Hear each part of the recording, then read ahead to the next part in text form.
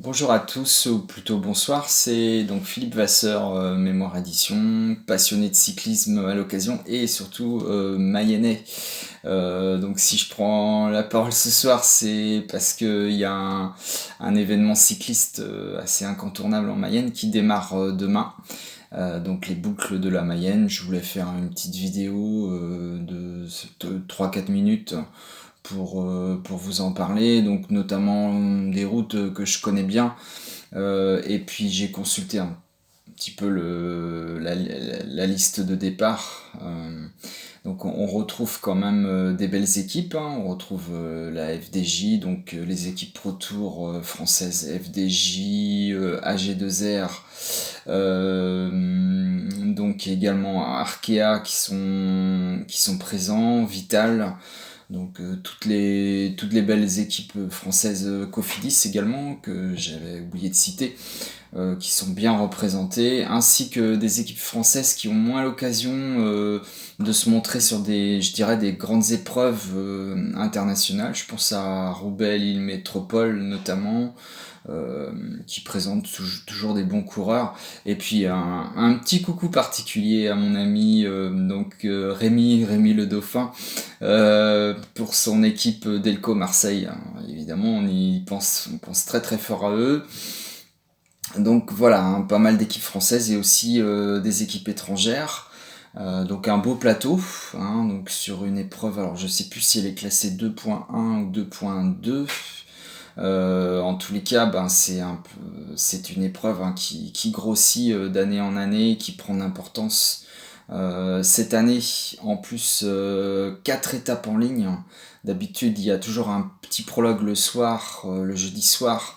Et donc, il y a 3 étapes en ligne qui vont du vendredi au dimanche. Là, dès demain, les coureurs attaquent dans le dur avec une étape en ligne de 187 km.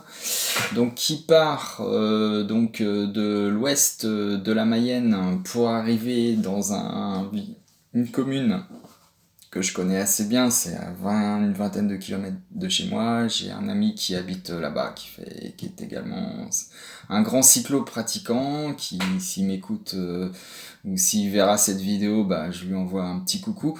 Donc arrivé à Ambrières.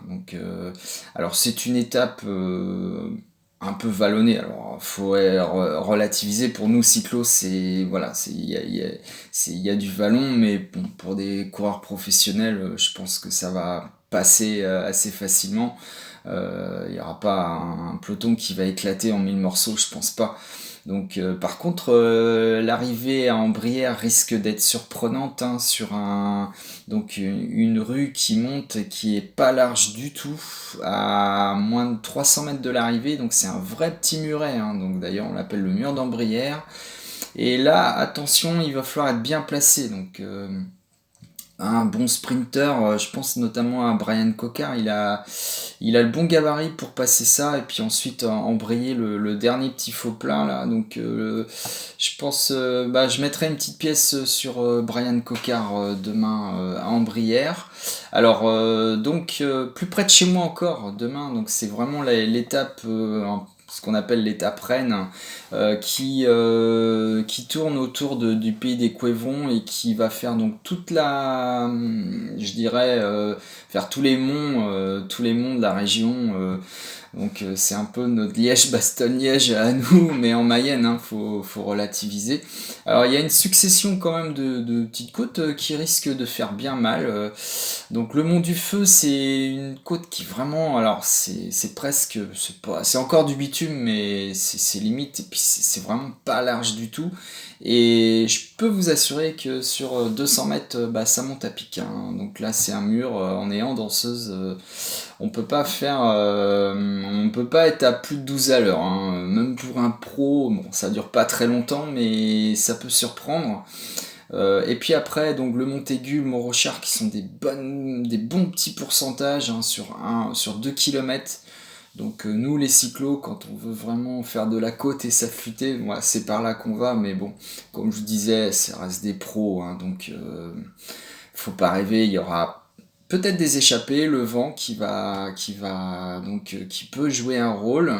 Il peut y avoir des punchers, des baroudeurs qui vont tenter leur chance demain, c'est possible, hein. Je pense à Bob Jungels notamment qui est chez AG2R là. Lui c'est quand même un bon client. Donc attention, demain il peut se passer des choses, bon, sachant que l'arrivée à Évron est très très roulante quand même, hein. Alors les deux dernières étapes, donc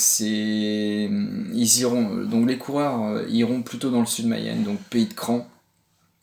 Là, je pense que, comme on voit d'ailleurs, hein, sur la liste de départ, les équipes ont aligné leurs meilleurs sprinteurs, hein, vraiment, et notamment FDJ, bah, on a Monsieur Arnaud Desmar quand même qui est présent. En plus, avec son meilleur lanceur qui est Jacopo Garneri, pour moi, ils viennent là tous les deux. C'est une répétition avant le Tour de France, hein, très clairement. Et puis là, je pense que Arnaud Desmar, sur les 4 étapes, je pense qu'il va en gagner une, voire un petit peu plus, hein. Donc lui, c'est le gros client. Et puis bon, bah il y a quand même, comme je disais tout à l'heure, il y a Cocard, il y a Pierre Barbier pour Delco. Et puis il y a aussi chez Arkea, attention, hein, il y a Dulour aussi, il y a Bram Velten. Bram Velten et puis Connor Swift, hein, qui peuvent également faire de belles choses sur ce parcours.